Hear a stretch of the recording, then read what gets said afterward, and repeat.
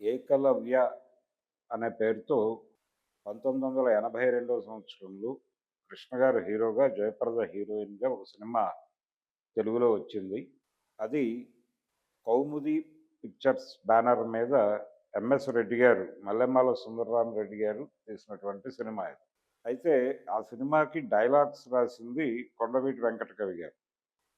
కొండవీటి వెంకట కవి గారితో రాయించుకోవటానికి కారణం ఏమిటంటే, ఆ రోజున నిజానికి పౌరాణిక సినిమాలకి అంతకుముందు సముద్రాల గారు రాసేవారు. అయితే కొంచెం డిఫరెంట్ యాంగిల్‌లో ఈయన పౌరాణిక దర్శనం చేయిస్తాడు అనేది 'దానవేర సూరకర్ణ' ఈ సినిమాల ద్వారా ఒక ముద్ర సాధించాడాయన. అందుకని ఈ సినిమా విషయంలో కూడా ఎంఎస్ రెడ్డి గారు ఎన్టీఆర్‌ని అనుసరించి కొండవీటి వెంకట కవి గారిని రచయితగా నియమించుకున్నారు. సరే కొంత ఆ ధోరణిలో నడుస్తుంది సినిమా. అంటే 'దానవేర సూరకర్ణ'లో కూడా ఇది పురాణాల్లో లేదు, ఇది కల్పన అని మాట్లాడతారు గానీ, ఏకలవ్యుడి ప్రస్తావన ఉంటుంది 'దానవేర సూరకర్ణ'లో. ఏమిటి అసలు ఏకలవ్యుడు అంటే, ఒక బోయేవాడు. ఆయన విలువిద్య నేర్చుకోవాలి అనేటువంటి దీంతో ద్రోణుడిని ఆశ్రయిస్తే ఆయన రిజెక్ట్ చేస్తే, ఆయన ప్రతిమని పెట్టుకొని ఈయన ప్రాక్టీస్ చేసి, ఆయన్ని గురువుగా మనసులో ధ్యానించుకుంటూ విలువిద్యలో సాధన చేసి, ఆయన ఒక గొప్ప వీరుడిగా తయారవుతాడు. తన్ని తాను తీర్చిదిద్దుకుంటాడు. ఆ టైంలో ద్రోణుడికి తెలుస్తుంది ఇది.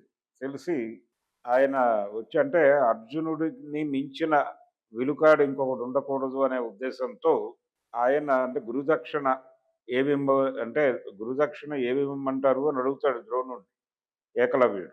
బొటనవేలివ్వు అంటాడాయన.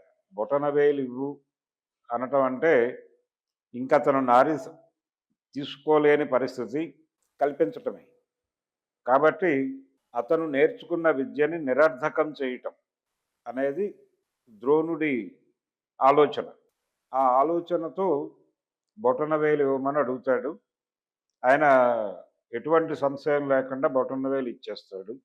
ఇది, ఇది మొత్తం కూడా కర్ణుడు చూస్తాడు. 'దానవేర సూరకర్ణ' సినిమా ప్రకారం చూస్తే. చూసి అరే! ఇదేమిటి నువ్వు అలా ఎలా చేశావు? అతను ఒక రకమైనటువంటి కుల పరమైనటువంటి అణచివేత ఇది. అంటే వాళ్ళు గొప్పవాళ్ళు. వాళ్ళు విద్య నేర్పలేదు పైగా నీకు. దగ్గరికి రానివ్వలేదు. అస్పృశ్యుడిగా చూశారు నిన్ను. కడజాతి వాడిగా చూశారు. హేళన చేశారు. విద్య పొమ్మన్నారు. విద్యకి దూరంగా ఉంచారు నిన్ను. విద్యకి దూరంగా ఉంచటం అనేది వాళ్ళ ప్రోగ్రామ్. అలాంటిది నువ్వు అతని ప్రతిమని పెట్టుకొని నీ ప్రతిభతో నువ్వు వెలిగావు. వెలిగితే నీ నుంచి ఆ ప్రతిభని కొల్లగొట్టడం కోసం ఆయన బొటనవేలు అడిగాడు. నువ్వెలా ఇచ్చేసావు అమాయకంగా అని కోప్పడతాడు. అలాగే ద్రోణుడి మీద కూడా తిరగబడతాడు. ఏమిటి మీ కులాహంకారం ఏమిటి అన్న టోన్‌లో ఆయన మాట్లాడతాడు. ఇలా ఒక సన్నివేశ కల్పన ఉందక్కడ. అయితే ఇది పురాణాల నుంచి తీసుకున్నారా? లేకపోతే వీళ్ళ కల్పన అనేది పక్కన పెట్టేస్తే 'దానవేర సూరకర్ణ'కు సంబంధించి కథా స్క్రీన్ ప్లే, దర్శకత్వం ఎన్టీ రామారావు అని వేసుకుంటాడాయన. కాబట్టి ఆయన పద్ధతిలో ఆయన రాసుకున్నటువంటి సన్నివేశంగానే అనుకోవాలి. ఇది ఒక ధోరణి. ఇలాంటి ధోరణిలోనే ఏకలవ్య క్యారెక్టర్ ఉంటే బావుంటుంది. అంటే ఏకలవ్యుడి పాత్ర ద్వారా భారతదేశంలో ఉన్నటువంటి కులపరమైన అణచివేతని చెప్పచ్చు. అలాగే ఈ కులపరమైన అణచివేత ఏ లెవెల్‌లో ఉంటుంది? చదువుకి ఎలా దూరం చేశారు కింది కులాలని? ఒకవేళ చదువుకుంటే వాళ్ళ పట్ల ఎలాంటి శిక్షలు అమలు చేసేవాళ్ళు వాళ్ళు? ఎంత క్రూరంగా ఉండేవాళ్ళు? అంటే స్ట్రక్చర్ నడవటం అనేది ప్రధానం ఇక్కడ. బానిసలు బానిసలుగానే ఉండాలి. అంటే ధర్మం అనే పేరుతో నడుస్తుంది. ధర్మం అనే పేరుతో ఎవరు ఏమై ఉన్నారో వారు ఆ పని చేయటం ధర్మము అనేది చెప్తారు. ఇక్కడ భగవద్గీతలో కూడా మనకి ఆ లింక్ కనిపిస్తుంది. అంటే నీది కానిది ఎంత గొప్పదైనా సరే దాన్ని ఆచరించాలని చూడకు. నీ ధర్మాన్ని నువ్వు పాటించు అని చెప్తాడు కృష్ణుడు. అంటే చెప్పడం ఏంటంటే స్ట్రక్చర్. ఈ స్ట్రక్చర్ డిస్టర్బ్ అవ్వకూడదు. నువ్వు ఏం పని చేయమని రాయబడి ఉందో అది మాత్రమే నువ్వు చేయవలెను. ఇంకొక పని నువ్వు చేస్తాను అని క్లెయిమ్ చేసుకోవటము, నిన్ను నువ్వు అప్‌గ్రేడ్ చేసుకోవటం ఇలాంటి పనులు చేస్తే చూస్తూ సహించము అనేది ఈ స్ట్రక్చర్ వెనకాల ఉన్నటువంటి ఒక కుట్ర. దీన్ని ఎక్స్‌పోజ్ చేయాలి అనేటువంటి అభిప్రాయంతో ఏకలవ్యుడి పాత్ర కేంద్రంగా సినిమాలు నిర్మించడానికి కొన్ని ప్రయత్నాలు జరిగినాయి. అయితే ఈ ప్రయత్నాల్లో భాగంగా దాసరి నారాయణరావు గారు కూడా 77, 78 ప్రాంతాలలో 'ఏకలవ్య' అనే సినిమా తీయాలి అనుకున్నారు. అనుకుని ఇప్పుడు మీరు తెర మీద చూస్తున్నటువంటి పోస్టర్ అదే. 'స్వర్గం నరకం' సినిమా నిర్మించినటువంటి భాస్కరరావు గారు, రామతారకం గారు, మౌళ్ళయ్య గారు వీళ్ళే నిర్మాతలుగా 'స్వర్గం నరకం' సినిమా 100వ రోజు వాళ్ళు అడ్వర్టైజ్‌మెంట్ రిలీజ్ చేశారు పత్రికలకి. ఆ రిలీజ్ చేసి 100 డేస్ సెలబ్రేషన్స్‌కి రండి అభిమానులారా అని పిలుపునిస్తూ ఒక అడ్వర్టైజ్‌మెంట్ రిలీజ్ చేసి, ఆ అడ్వర్టైజ్‌మెంట్‌లోనే ఈ 'ఏకలవ్య' సినిమా అనౌన్స్‌మెంట్ కూడా ఇచ్చారు. అంటే 'స్వర్గం నరకం' తర్వాత ఇమ్మీడియేట్‌గా వాళ్ళు దాసరి గారి డైరెక్షన్‌లోనే 'ఏకలవ్య' సినిమా తీయాలనుకున్నారు. అనుకుని దాసరి గారు స్క్రిప్ట్ రెడీ చేసుకున్నారు. దానికి సంబంధించి ఎవరిని అప్రోచ్ అవ్వాలి అనుకున్నారు. కలర్, ఈస్ట్‌మన్ కలర్ అనేది. 'స్వర్గం నరకం' సినిమా బ్లాక్ అండ్ వైట్. కానీ ఈ 'ఏకలవ్య' అడ్వర్టైజ్‌మెంట్‌లో ఆ 'ఏకలవ్య' కింద ఈస్ట్‌మన్ కలర్ అని ఉంటుంది. దాసరి గారు అప్పటికి లో బడ్జెట్ సినిమాలు అంటే కథని నమ్ముకుని లో బడ్జెట్‌లో సినిమాలు తీయటం అనేటువంటి ఒక బాలచందర్ స్కూల్‌ని ఆ ధోరణిలో వెళ్ళేవాడాయన దాసరి గారు. అలా వచ్చిన సినిమానే 'స్వర్గం నరకం'. పూర్తిగా అందరూ కొత్త ఆర్టిస్టులతో చేసిన సినిమా అది. సో, ఆ ప్రయోగం విజయవంతమైంది కాబట్టి నెక్స్ట్ పిక్చర్ ఒక బిగ్ వేలో పెడదాం అనుకున్నారు.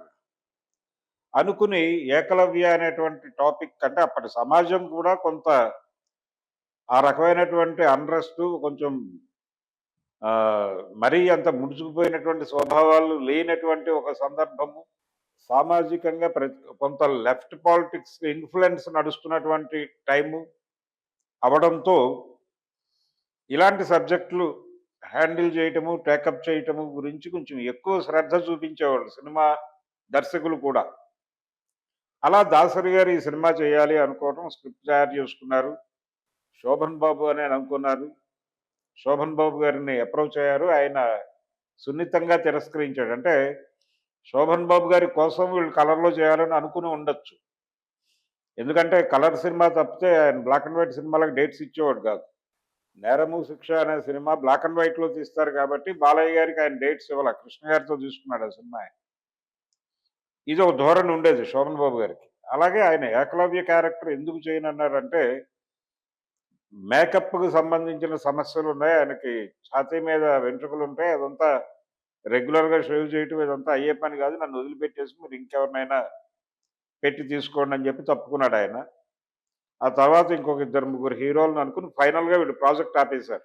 అలా ఒక ఇద్దరు ముగ్గురు హీరోల దగ్గరికి ఈ టాపిక్ నడిచింది. తర్వాత ఫైనల్‌గా దాసరి గారు ఈ ప్రాజెక్ట్ ఆపేసి వేరే సినిమాలతో కొనసాగాడాయన.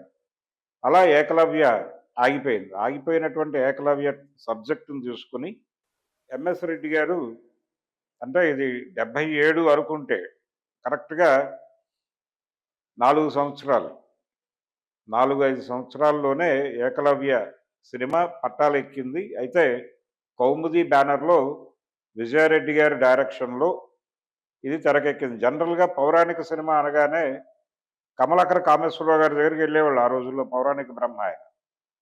అయితే ఈ సినిమా వీళ్ళు కొంచెం డిఫరెంట్ యాంగిల్‌లో వెళ్ళాలి అనుకుని కొండవీటి వెంకట కవి గారిని అప్రోచ్ అవ్వడం వలన బహుశా కమలాకర్ గారు ఈ పద్ధతిని కొంచెం ఎంకరేజ్ చేసే మనిషి కాదాయన. ఆయనది అకార్డింగ్ టు టెక్స్ట్ వెళ్ళేటువంటి స్వభావం. అలాగే ఆయన 'ఎన్టీ రామారావు' గారి ధోరణిలో కథా స్క్రీన్ ప్లే దర్శకత్వం అని తన పేరు వేసుకునేవాడు కాదు. ఆయన చాలా క్లియర్‌గా భారతంలో నుంచి పలానా భాగం నుంచి ఈ కథని తీసుకొని మేము అడాప్ట్ చేసుకున్నటువంటి స్క్రిప్ట్ ఇది అని చెప్పి టైటిల్స్‌లో ప్రస్తావించేవాడది. కమలాకర కామేశ్వరరావు గారు. రామారావు గారు అలా చొరవ తీసుకొని ముందుకెళ్ళేవాడు. అందుకని వీళ్ళు కమలాకర కామేశ్వరరావు గారి దగ్గరికి వెళ్ళకుండా అలా విజయారెడ్డి గారితో సినిమా కంప్లీట్ చేసి రిలీజ్ చేశారు. అయితే ఆశించిన స్థాయి విజయం సినిమా అందుకుందా అంటే కొంచెం అనుమానమే. అంటే ఎంఎస్ రెడ్డి గారికి ఆయన ఏ ప్రయత్నం చేసినా గాని, ఏ లెవెల్ సినిమా తీసినా గాని విజయం కొంచెం ముఖం చాటేసేది. ఇది ఒక ప్రాబ్లమ్. అంటే ఆయన బ్యానర్‌లో ఆయన చాలా మంచి సినిమాలు ఎన్టీఆర్ గారితో కూడా పౌరాణిక సినిమా తీసినటువంటి చరిత్ర ఉంది ఆయనకి. 'కృష్ణ విజయం.' అయితే ఆ సినిమా కూడా ఆశించిన విజయం సాధించలేదు. ఇది ఒక ఎంఎస్ రెడ్డి గారు వాళ్ళ అబ్బాయి తీసిన సినిమాలన్నీ చాలా పెద్ద హిట్లు.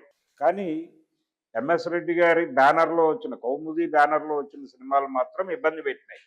అలా ఈ 'ఏకలవ్య' సినిమా అనుకున్న స్థాయి విజయం అయితే సాధించలేదు.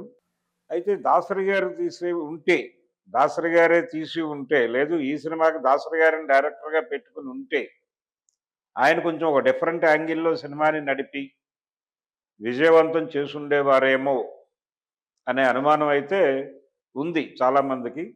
అలా దాసరి నారాయణరావు గారి కెరియర్ ప్రారంభంలోనే ఒక అద్భుతమైనటువంటి పౌరాణిక సినిమా తీసేటువంటి ఒక అవకాశం వచ్చినట్టే వచ్చి చేయి దాటి వెళ్ళిపోయింది. అలా తర్వాత ఆయన పౌరాణిక వీటి జోలికి వెళ్ళలేదు. పౌరాణికాలు చేయలేదు. ఆయన చారిత్రాత్మక సినిమా ఒకటి చేశారు. 'విశ్వనాథ నాయకుడు'. తర్వాత 'తాండ్ర పాపారాయుడు' ఇలాంటి సినిమాలు కొన్ని ఆయన డైరెక్షన్‌లో వచ్చినాయి. కానీ ఇది నడవల. ఒక పౌరాణిక చిత్రం తీయాలి అనేటువంటి ఒక కోరిక అయితే ఆయనకి తీరలేదు. రకరకాల ప్రయోగాలు చేశాడు ఆయన. 'మాయాబజార్‌ని' సోషలైజ్ చేసి సినిమా తీయటం ఇలాంటి ప్రయోగాలు చాలా చేశారు గానీ, అలా దాసరి గారికి ఈ 'ఏకలవ్య' అనేటువంటి సినిమా మిస్ అయింది. అది ఆ రోజున వచ్చినటువంటి పేపర్‌లో వచ్చినటువంటి అడ్వర్టైజ్‌మెంట్ మీరు చూస్తున్నారు తెర మీద. ఇది దాసరి గారికి మిస్ అయినటువంటి పౌరాణిక సినిమాకి సంబంధించిన కథ.